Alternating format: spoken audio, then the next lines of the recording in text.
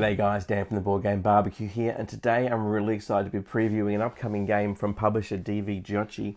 It's Wonderbook. Now there's a lot of buzz about this game earlier this year at Essen, and thanks to Meeple Distribution we got ourselves a prototype of the game, and I can't wait to give you guys a look at what's inside. Wonderbook is the perfect game for families in a similar vein to Stuffed Fables and the Zombie Kids, Zombie Teens Evolution series. In Wonderbook, players assume the role of these 4 kids who discover a tower and are whisked away to the magical land of Oniria, where they get caught up in a battle between good and evil.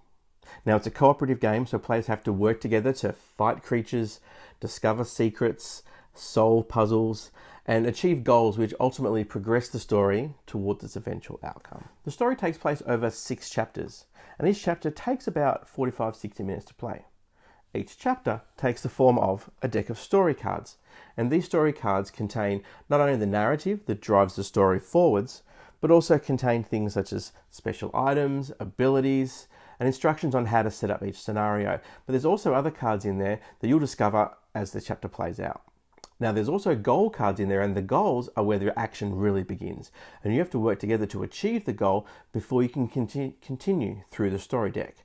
And there'll be multiple goals throughout the chapter, and some of these goals are even determined by you. Now sometimes during the game the story cards will give you a choice between 2 different paths, and you have to work together as a team to decide which option you choose.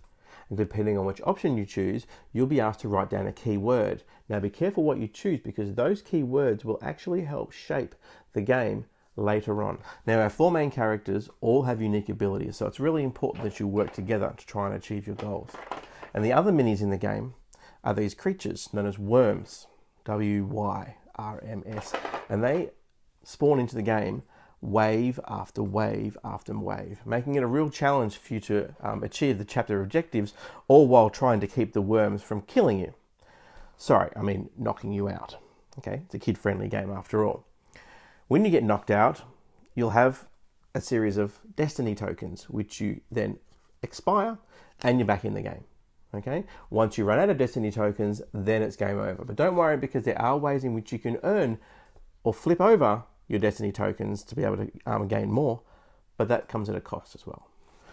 On your turn, players have up to 3 actions. Now that can be to move, to pick up an object, to use an item, to interact with something on the game board, I'm not going to tell you what those are, or to attack. And to attack, you simply roll these attack dice.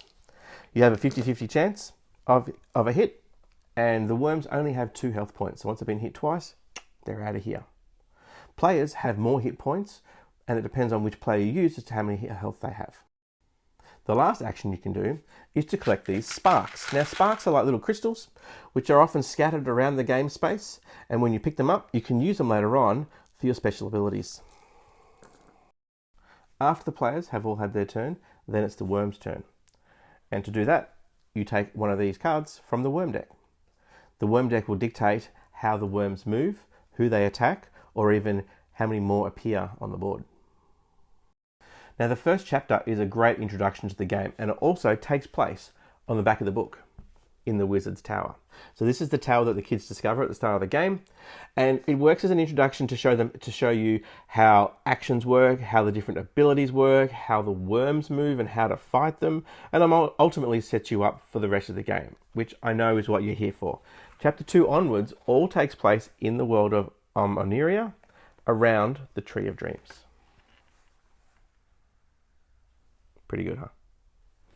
Now, that's about all I'm going to show you. Okay?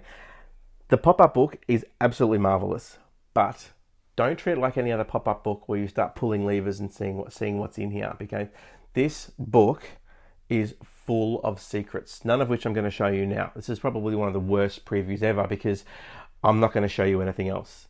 I want you to discover it for yourself, and discover it, you will. It's amazing.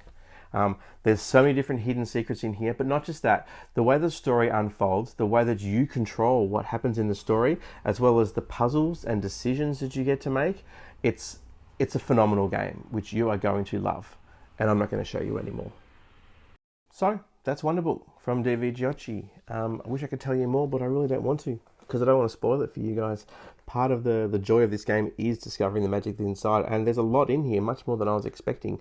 But I played it with my family, and we really loved it, and I'm sure you will too. So until next time, I'm Dan from the Board Game Barbecue. Cheers.